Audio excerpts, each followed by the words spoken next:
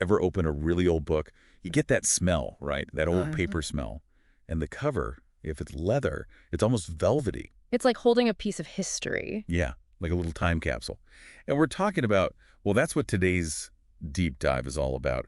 Book restoration.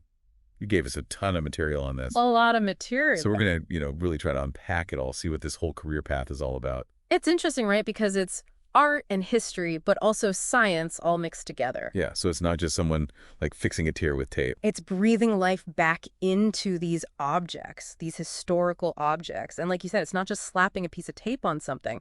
Imagine working on like a 16th century text. You have to consider everything. Oh, wow. What kind of paper they even used back then, the binding, the inks. It's not just about fixing the book. It's about preserving the history of the book. Exactly. Okay, so I'm imagining, I don't know, magnifying glasses, tiny little brushes. But what's an actual day like for a book restorer? I like to think of them as book doctors. Okay, they might be checking a book for bug damage, which happens. They might be very carefully removing mold. Or they could even be using like digital imaging. Hold on, wait. Digital imaging, that sounds pretty high tech for something so like old. Technology's changed everything. You Right. can zoom in on tiny details, analyze the ink, even make 3D models of the book. Wow, never thought of that. So where do these like book whisperers work? You'll find them in libraries, Okay, archives, museums. It really depends. so it's all quiet and peaceful, like old book smells and... Sometimes, but it's definitely not always easy. Right, there's got to be downsides. Remember that 16th century book? Imagine the pressure. These things are so fragile, one wrong move. Disaster. Plus, you're dealing with centuries of, well, damage, brittle paper, insects, even toxic mold sometime. People wouldn't want to sneeze. You need so much patience to do this. Steady hand. Makes sense. Huh. So for someone who thinks this is their dream job, what are the good and the bad parts? Well, imagine bringing a book back to life. Something centuries old. Wow. And you're the reason future generations can even see it. There's a certain magic to that, holding history in your hands. And for some people, there's the possibility of working with really rare books. Some even go out on their own.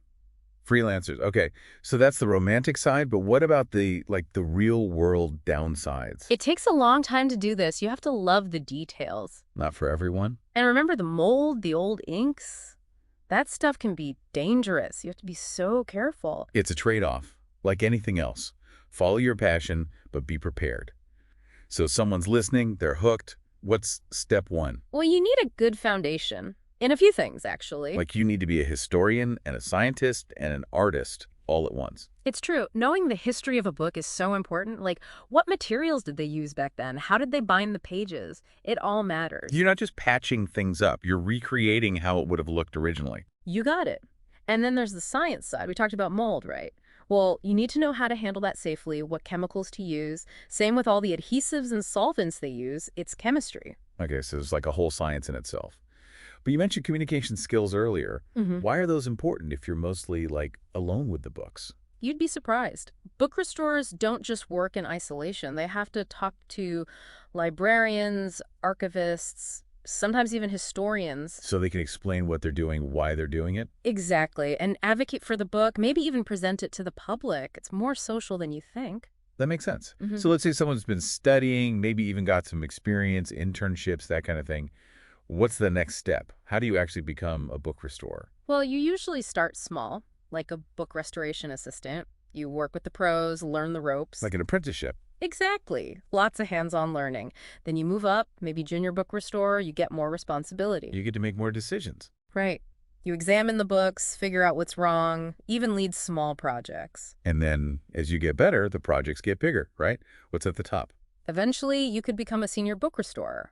That's overseeing whole projects, mentoring the newer folks. Cool. So what does a head book restorer do? They're the boss, managing the whole department, the budget, working with other institutions. So you really work your way up from fixing torn pages to running the whole show. It's a whole career path, always learning new things, new techniques. You never stop. Speaking of challenges, you mentioned working on really valuable books.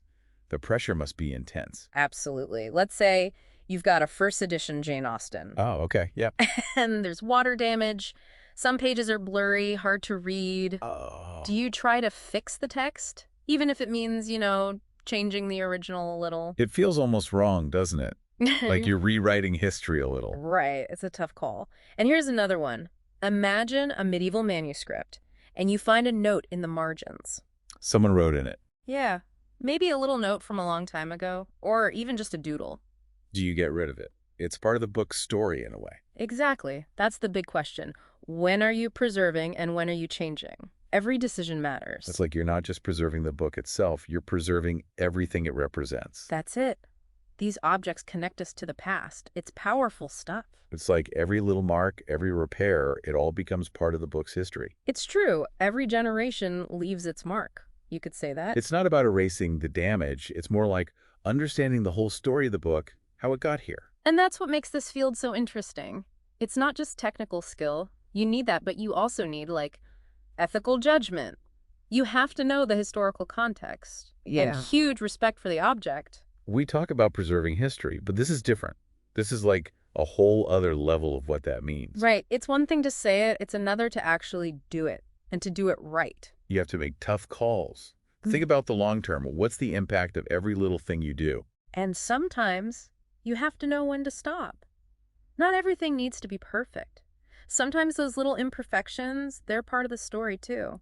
That's a good point. It's about finding that balance, restoring but also preserving, keeping the heart of the original. It's a fine line, and it's something every book restorer thinks about. This whole deep dive, I've learned so much. I've always loved old books, but now I'm seeing them differently, thinking about where they've been, who's touched them. That's what it's all about. Every book has a story. And we have to keep those stories alive. For sure. It's up to us to make sure people can keep reading them, keep learning from them. Well, it's been great talking about this with you today. Yes, thank you for having me. And to everyone listening, we hope you've enjoyed this deep dive into the world of book restoration. Next time you pick up an old book, really look at it. Think about its journey through time, the stories it holds.